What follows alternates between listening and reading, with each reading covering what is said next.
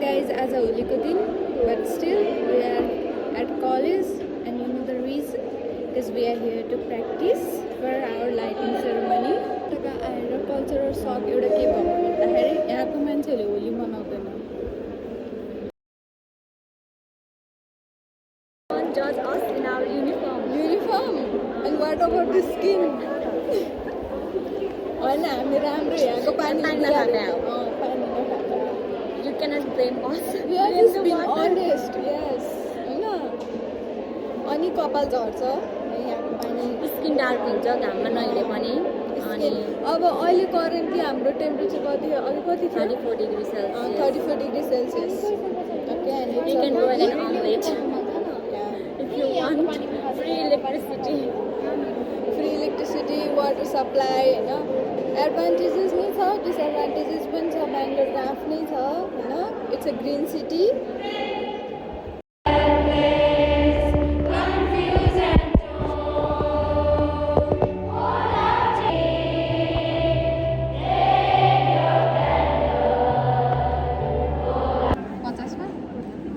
साठीको number of स्टुडेन्ट्समा 50मा पर्छ. 50मा आइपुग्यो भने चाहिँ वी आर होइन डलर देन एभरेज नेपाली केटीहरू होइन. यस्तो चाहिँ म भन्दिनँ.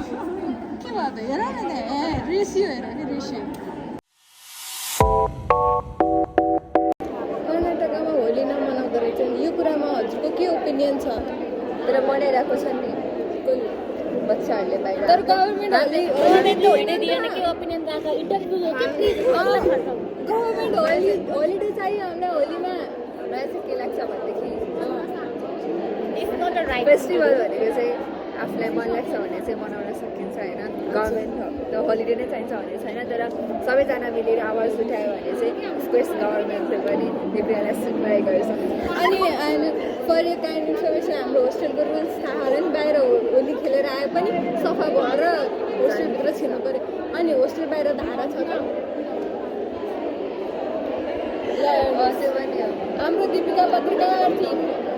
यो प्रश्नको जवाब छैन. त्यसको मतलब हामीलाई होली खेल्न नै अलाउड छैन. अनि सो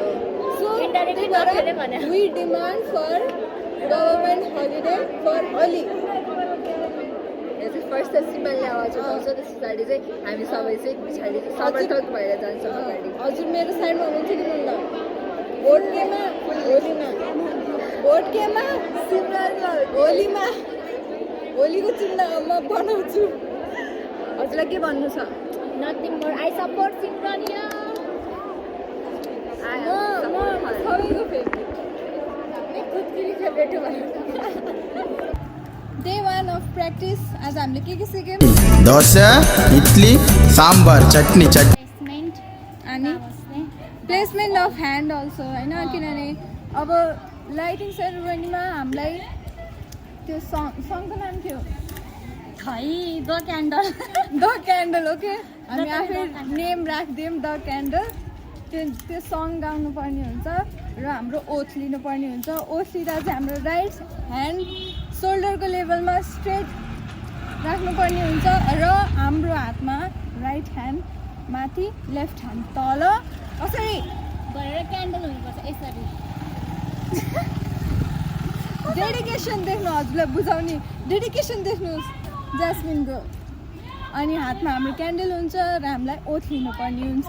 द्याट कि अब हामी एउटा नर्स भइसकेपछि हाम्रो रिस्पोन्सिबिलिटिज के हो र त्यो रिस्पोन्सिबिलिटी हामीले कसरी निभाउनेवाला छौँ र किन निभाउनु पर्ने हुन्छ त्यो सबै कुरा त्यो ओथमा इन्क्लुडेड छ. म त्यो ओथ यता कतैतिर राखिदिनेवाला छु. हजुरहरूले पनि पढ्न सक्नुहुनेछ. प्र्याक्टिस गरेर आएको त यहाँ रमाइलो भइरहेछ. होली चलिरहेछ. पानी पनि कोहीहरूले खेल्छन् होइन. तर गभर्मेन्ट नो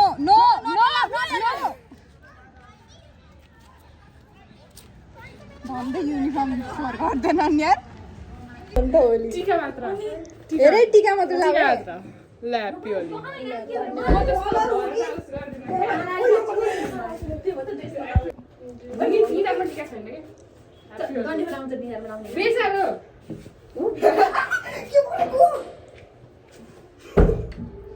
सुमाना तिम्रो ड्रेस मेरो यहाँ टिका लगाइदिएर के गुन्डा जस्तो टिका लगाइदिएको होला न यसो